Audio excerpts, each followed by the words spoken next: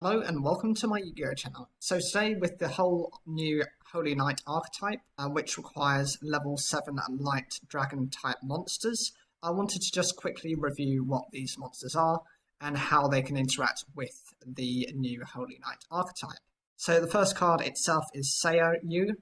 This is a card that was used by Atea within the... It was in the Capsule Monsters universe when they had to face these 12 different challenges. This was kind of her main boss monster and is actually the card which was kind of based on the new archetype, so that makes sense there. It has 2,500 attack and 2,300 defense, and it is a normal monster. The next card is one of my actual favorites in terms of dragons. It's a card I have myself. It's called Hyozanru. It's a level 7 light attribute dragon, same as all the others. It's a normal as well with 2,100 attack and 2,800 defense. This card has seen play by Bastion Misawa, and that was back in Yu-Gi-Oh! GX. It was used against Jaden Yuki, and it's not really used particularly well within this deck. I think it was used with Wingbeat of Giant Dragon, which returns it to the hand to destroy all of your opponent's spell and trap cards. The next card is Oddis Saber Dragon. This is a light attribute dragon type, level 7, with 2,800 attack and 2,000 defense. Its effect is, if this card is in your hand, you contribute 1 light monster, send 1 Oddis Dragon from your hand, deck, or your side of the field to the graveyard, and if you do, special summon this card. When this card destroys a monster by battle and sends it to the graveyard, you can destroy 1 monster your opponent controls.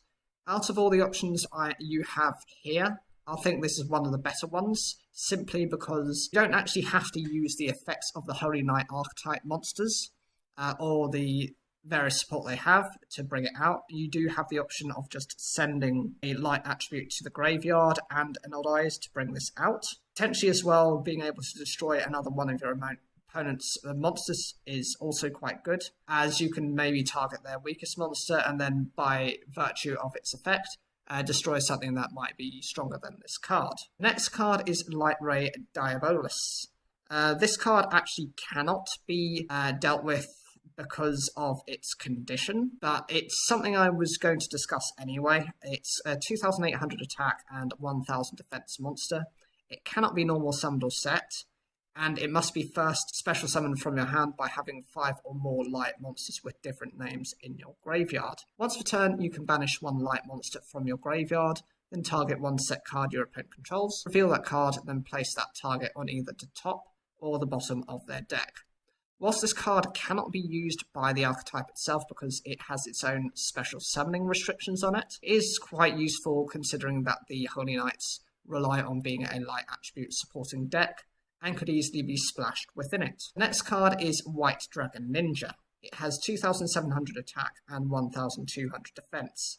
It cannot be special summoned except with a ninjutsu art card's effect, and spell and traps you control cannot be destroyed by card effects. Fortunately, based on the conditions outside of something with the ability to ignore its summoning requirements, this cannot be brought out, but potentially, if this can be summoned within the deck, you're able to protect your back row, and the Holy Knight archetype itself relies quite heavily on those back row. The next card is Heretic Dragon of Azar. It's got 2,600 attack and 700 defense. You can special summon this card from your hand by banishing 1 light dragon type monster and 1 dragon type normal monster from your graveyard. If this face-up card on the field would be destroyed, you contribute 1 face-up heretic monster instead, except this card. Of all the options, I wouldn't consider this card to be that decent. I mean, it's barely past a normal monster in terms of its effect. It doesn't have any... It has a little bit of protection for itself, but it does rely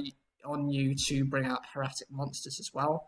And that means splashing several archetypes which might not work very well together. Okay, so this is the card that I was mentioning, which is the evolution of the original Seiyou. This is Radiant Seiyou. It's got the same stat line as the original, but it has an effect which is, if this card is normal or special summoned from the hand, You can target one card on the field and destroy it. It cannot be destroyed by battle with a dark monster. Also, it cannot be destroyed by a dark monster's effect. Once per turn at the start of the damage step, this card attacks an opponent's monster. You can banish that opponent's monster until the end phase. Also, this card can make a second attack in a row.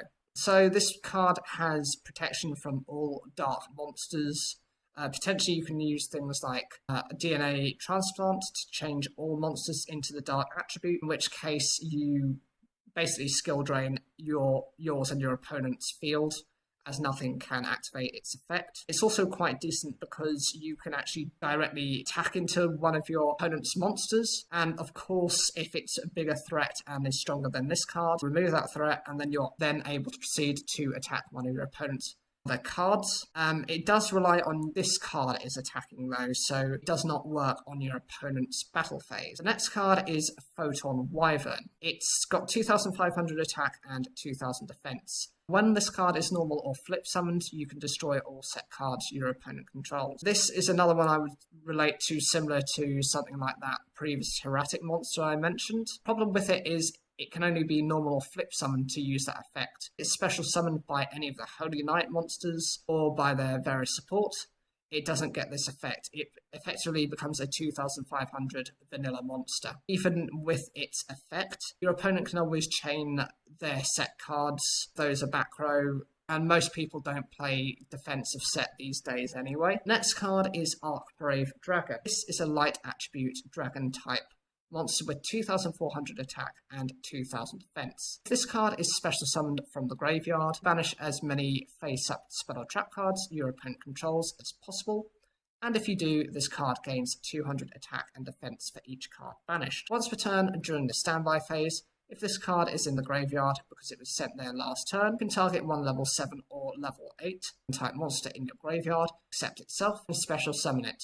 Okay, so this card does have the ability to wipe out all of your opponent's back row, but it can only have this effect from the graveyard, and I don't think the Holy Knight monsters have those types of effects. Alternatively, it does let you get out some of your dragon type monsters, which the Radiant Seiyou is a version of, so you can always bring out that boss monster. It's a decent card, but you're going to have to set it up in a different way to how the Holy Knight archetype prefers. And of course you've got the final card, which is Sorovis the Ancient, and well actually this is the final of the main deck monsters. Sorovis the Ancient and Ascended. It's got 2600 attack and 2800 defense. Ritual summon this card with Sprite's Blessing. When your opponent activates a card or effect that targets a monster you control, as a quick effect, discard this card, negate the activation. When your opponent would special summon a monster effect, you can return this card to the hand, negate the special summon, and if you do, banish that monster. This card is quite useful for trying to prevent your opponent from using certain effects.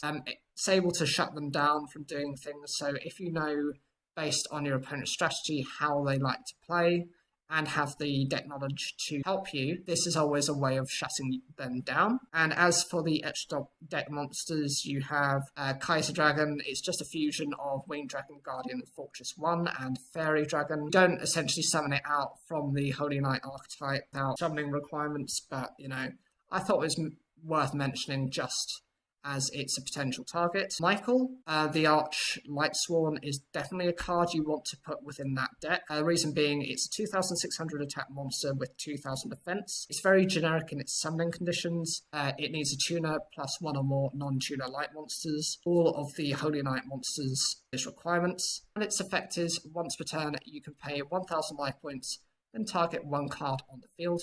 You banish that target. When this card is destroyed, you can target any number of other Lightsworn monsters in your graveyard, shuffle them into the deck, and if you do, you gain 300 life points for each returned card.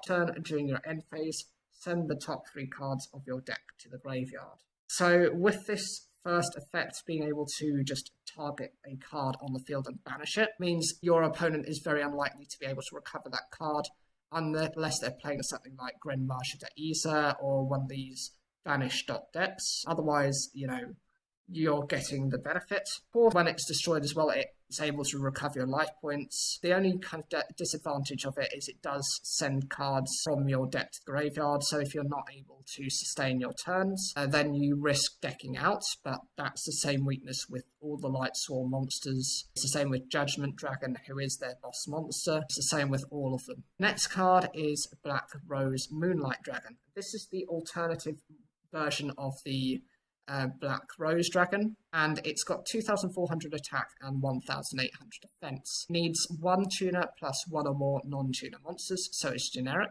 This card is special summoned, or a level 5 or higher monster is special summoned to your opponent's side of the field. Target one special summoned monster your opponent controls. Return that target to the hand. You can only use this effect of Black Rose Moonlight Dragon once per turn. So this card is incredibly useful for getting rid of some of your opponent's threats. It does rely sometimes on your opponent going into high-level monsters, so that's where there could be issues. It does disrupt a lot of Xyz plays because they're going for rank 5s or above. They have to essentially summon the level monsters first to their field, so you can stop them that way. But it doesn't deal with link monsters because they don't have the levels attached to them. They've got link ratings, so that's where this card has a downside. The next card is Ancient Fairy Dragon. This has 2,100 attack, 2,000 defense. It requires 1 tuner and 1 or more non-tuner monsters, and the effect is once per turn you can special summon 1 level 4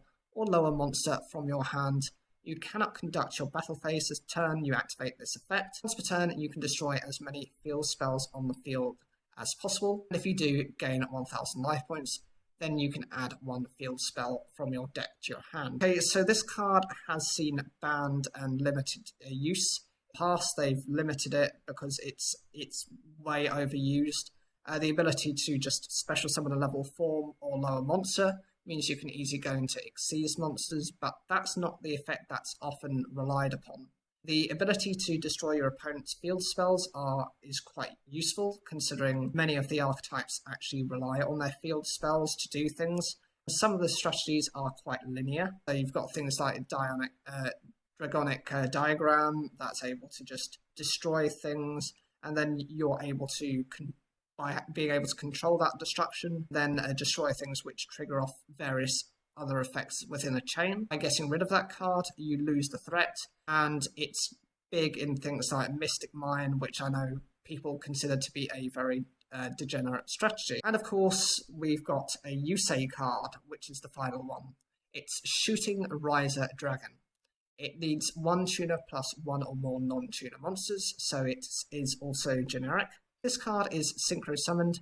You can send 1 monster from your deck to the graveyard, whose level is lower than this card's on the field, and if you do, reduce this card's level by that monster's, but for the rest of this turn, you cannot activate the effects of monsters with the same name as the sent monster had in the graveyard. Only use this effect of Shooting Riser Dragon once per turn. Once per chain during your opponent's main phase, you can, as a quick effect, immediately after this effect resolves, synchro summon using this card you control. So this card is very flexible with synchro decks, and is often a staple. Well, it has been in the past for a couple of reasons. First, it being a synchro tuner means that any of those other ones that require a synchro tuner, some of the biggest boss monsters, Shooting Kaiser Dragon, and some of the Tech Genus Halberd, Blade Buster as well, they require this. The other thing is it's able to adopt a different level, so if you want to choose a specific synchro monster for you to go into, you have much more flexibility with this. It doesn't let you level it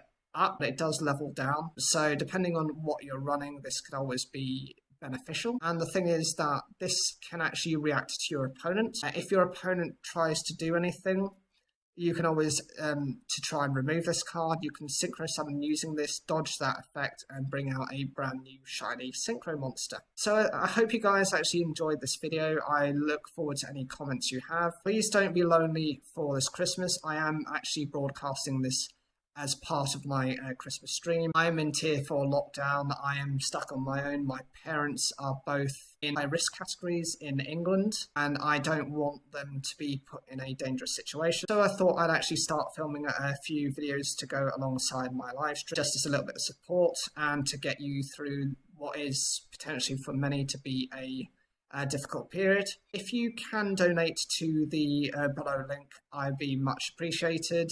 And throughout the stream, I will be promoting this as well. Please look after yourselves and take care.